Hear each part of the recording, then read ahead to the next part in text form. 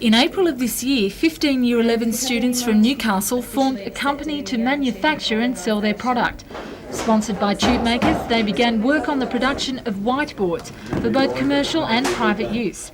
More than 60 companies were set up throughout the state as part of the New South Wales Venture of the Year project. After each company was assessed on quality of product, profits and the annual report, 9 finalists were selected. But the company whose overall production and marketing approach impressed the judges was the Newcastle firm Lanico. Managing Director Kristen Todd says that her involvement with the company has been a worthwhile experience as far as learning what private enterprise is all about. I learned a heck of a lot about teamwork and how people respond to different things. Like, often I ask people to do things in front of the whole group, but the people didn't respond to that. And as soon as you got them on a one-to-one basis, the people would respond and perhaps achieve the result that you initially went after. If you had your chance, would you do it again? Oh, for sure. It's a really educational experience, not only in the free enterprise system, but learning about people and just lessons in life forever.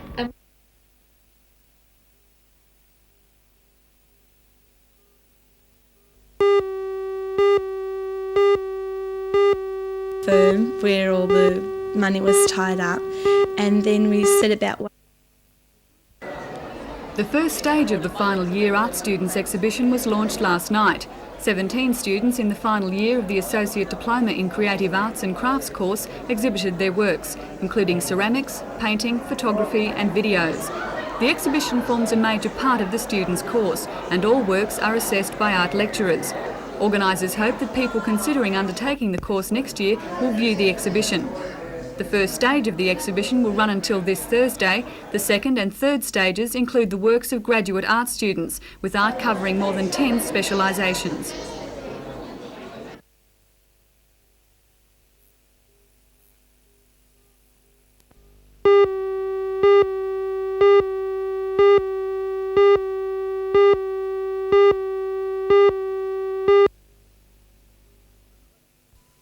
The question of moving the Infantry Centre from Singleton to the State Central West has attracted both positive and negative reactions. The Singleton Council and Chamber of Commerce believe that to decrease the size of the Army camp would have a bad effect on the local economy. However, some landholders would welcome the move away from Singleton. They claim the bombing range disturbs their peaceful rural lifestyle. The study will assess the potential effects of moving the Infantry Centre. The impact the camp now makes on the environment will also be considered. The study centre will be the focal point for community involvement, according to Mr Atkinson. He says it's important that the study includes all the views of people in the region.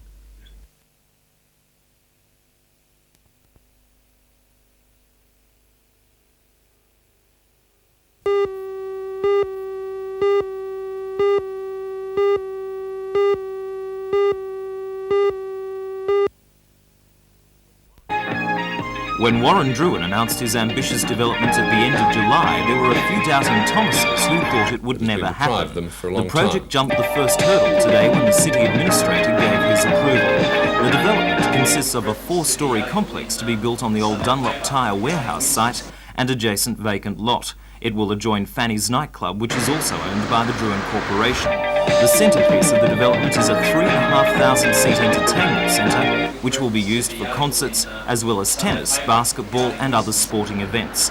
Added attractions will be 3 restaurants, a bar, a coffee shop, a children's disco, a nightclub, 2 function rooms and office space. The Town Planning Department and the Civic Design Advisory Panel are full of praises for the project, with 2 reservations. Fearing excessive noise from rock concerts and the like, Council recommended in its approval that an acoustic consultant be employed on the design. The Druin Corporation says this has already been done. Council is also worried about parking problems caused by the audience for such large events. One possibility is that Council may agree to open its Harbourside car park and even other car parks at night for the major concerts.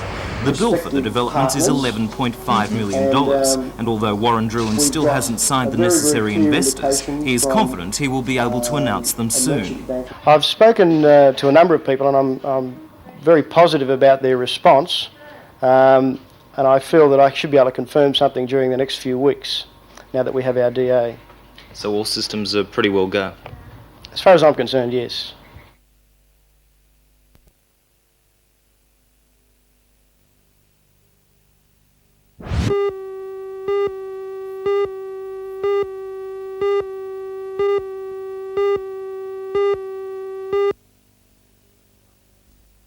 This comes near the end of 13 major recommendations covering most aspects of the development, from whether the council is legally committed to the contract for Salamander, through inadequate involvement of senior council staff, to a complete examination of the financial position as a matter of urgency.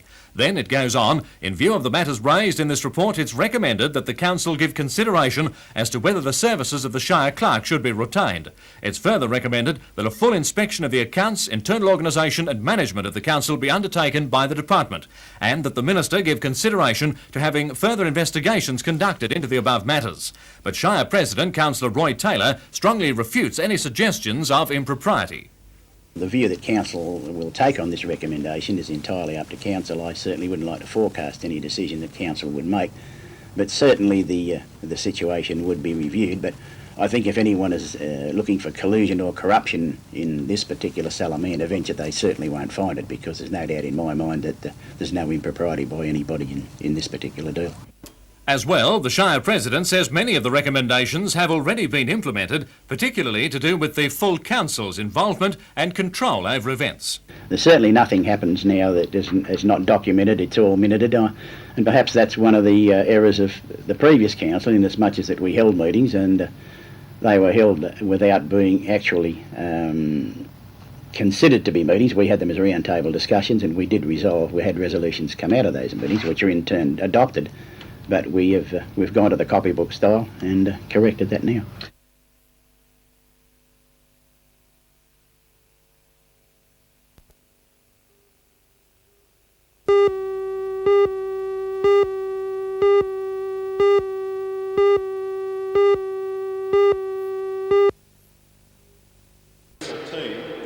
The Newcastle-based NIB Health Funds last night announced it will sponsor the team for an undisclosed sum next year.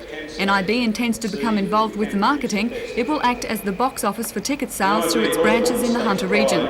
Falcons president Colin Stevenson says the sponsorship should allow the team to perform better than ever. Really fantastic. It's probably the greatest thing that's happened to the Falcons since they've been operating in 7 years. We have previously had excellent sponsors who have kept us afloat for the initial period, but this is a great sponsorship from NIB and should enable us to do things in a better manner than we have been in the past. Now, you've already lost Ian Davies to Geelong and Jim Bateman to Illawarra, and you're tipped to lose Mike Johnson to Illawarra too. Is this true? Oh, we've certainly lost Jim Bateman, and Ian Davies went some time ago, but relating to Michael Johnson, that is a rumour at this stage. In fact, he has told Illawarra he's not going to Illawarra, but we haven't signed him yet, but we certainly hope to. What's the good news for Kern Falcons next year? Who will be playing on the team? Well, we've got a lot of people almost ready to sign, and we're going to have a very strong side. We got very exciting news yesterday when a Ricky Simpson has signed and returned his contract. He's a 6'2" black American player who has been likened very much to Al Green, and he's not very much inferior to him, if inferior at all, and he will be he'll be a real personality player in 1986.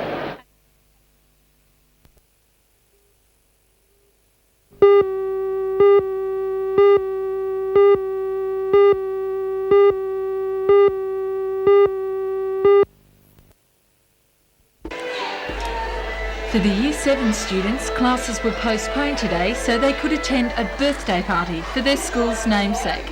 Dressed in period costumes, maidens, gentlemen and convicts paraded before the judges, and there was punishment in store for anyone who stepped out of line. Well wishes were bestowed on Francis himself, and what Aussie celebration would it be without the traditional damper and treacle, pint size? In the early settlement years, Francis Greenway was accused of forgery and was transported from England to Australia, where he was soon granted a pardon. Appointed as the government's architect, he designed many buildings, most still standing in Sydney today. But as Deputy Principal Glenn Joyce explains, at that time Greenway's ideas in modern design were not appreciated. I fell into a bit of disfavour because they thought my designs were far too extravagant And so they granted me a plot of land up in this area, in where Beresfield now is. And there I spent the rest of my life on a farm in this area, and here I died, and I was buried in this particular area where roughly where the Francis Greenway High School is built today.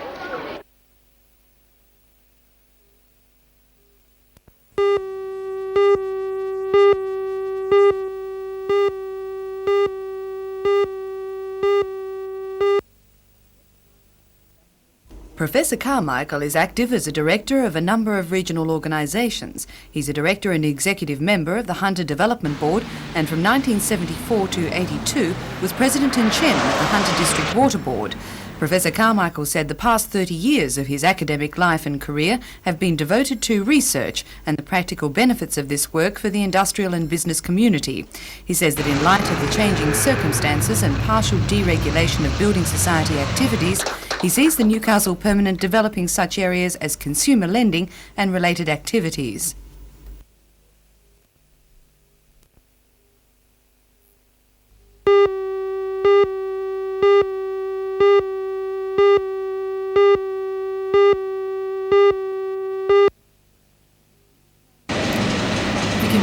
Operating at the university will soon be joined by a more powerful machine, which has been bought as a teaching aid for the new course due to begin in February next year.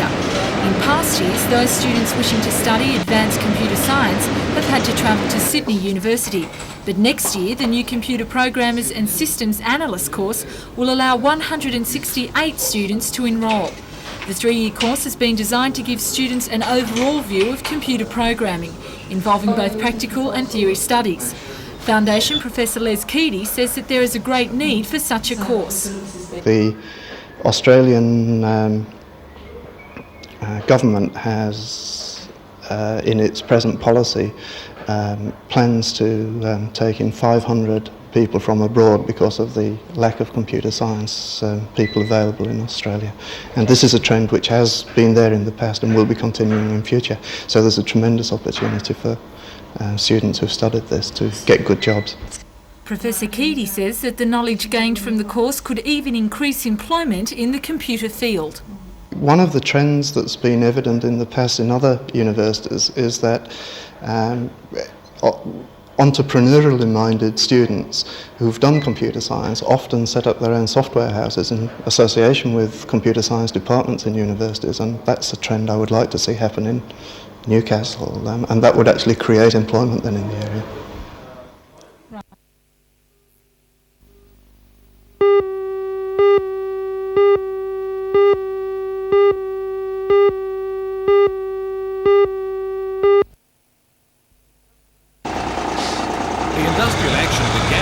Terminals of the BP company, which supplies about 20% of the state's petrol.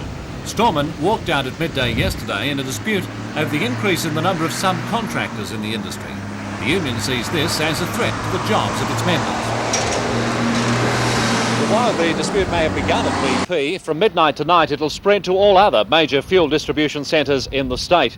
The walk-offs in Newcastle, Sydney, Wollongong and Canberra are in protest against court action being taken by a Sydney fuel distributor under Section 45D of the Trade Practices Act, which covers secondary boycotts. And the Storemen and Packers Union says that unless that action is withdrawn, all 500 storemen and packers who control fuel distribution in New South Wales will remain on strike indefinitely.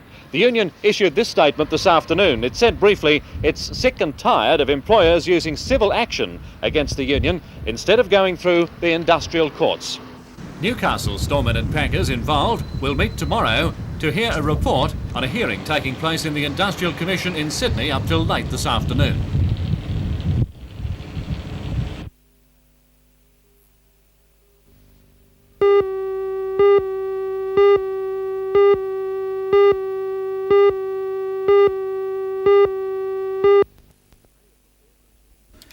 It may have looked all very smooth and polished at home, but at the NBN studios and at Newcastle Beach, a lot of people worked long and hard The technical organisation was a mammoth undertaking in itself.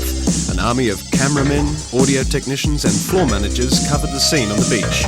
5 judges adjudicated the competition, beach officials and marshals, a commentary team and Matthew Clark interviewing the surfers for the news. Meanwhile, back at the studio, there were tape operators, directors, studio and control room crew putting it all to air. When all these people combined their efforts, the result was an outside broadcast. BHP, Steel International and Coke Surf Trials, and great television.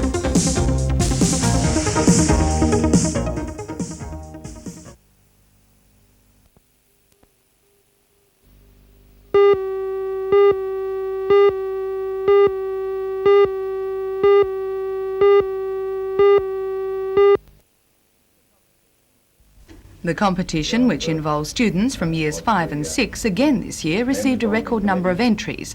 More than 7,400 students from 170 Hunter government and non-government schools took part.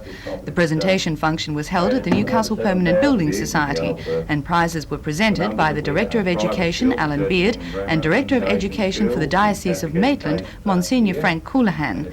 New Lambton Public School won the Our Town Shield for the 2nd successive year, with Lucian McElwain winning first place in the Year 6 division. Second was Sylvia Aggio of Nelson Bay Public School, and third Paul Murphy of St Joseph's School, Toronto.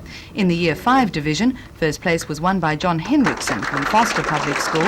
Equal second were Paul Colvins from Redhead Public School and Russell Willings, Caves Beach Public School. Sharing third place were John Gardner from Muswellbrook Public School and Adrian Melbourne, Metford Christian Community School.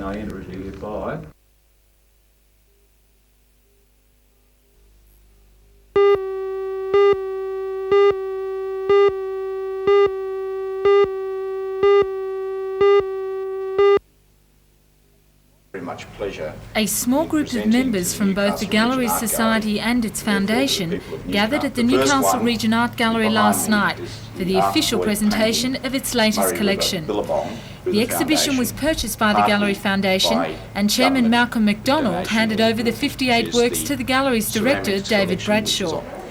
The Japanese ceramics are by contemporary artists of that country, who are regarded as masters of their craft. Experts say it's hard to put a price on the value of the works. This piece alone is estimated at around $100,000. The exhibition features all styles in contemporary Japanese ceramics, and joined with the gallery's other collection of more than 100 pieces, the Newcastle Region Art Gallery now has the largest and most valuable collection in Australia. As well as the pottery, the oil painting entitled Murray River Billabong by well-known Australian artist Arthur Boyd was also presented to the gallery, adding yet another historic work to its collection.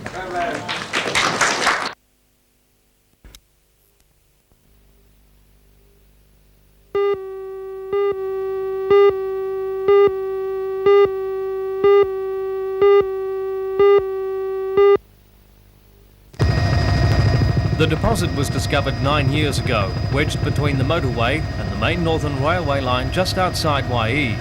What makes this clay deposit so special is its high quality and suitability for extruding roof tiles. Montoro Resources has secured a lease on the property and will make a public issue of shares next month to raise the capital to build the plant.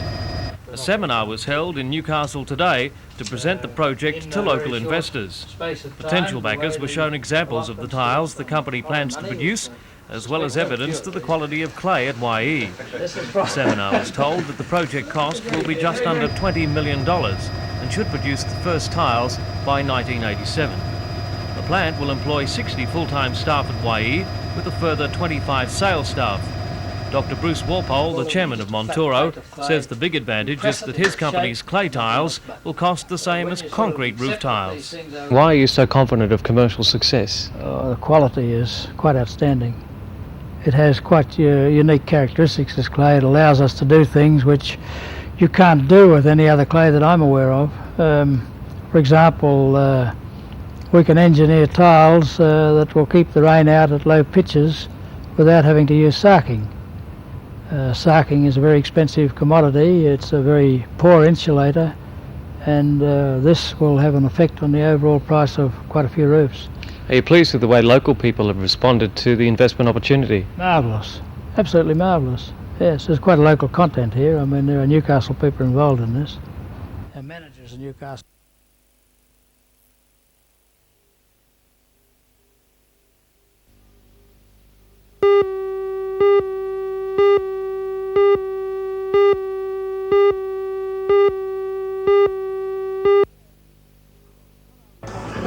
Not only is this pig very handsome, but he's also very valuable.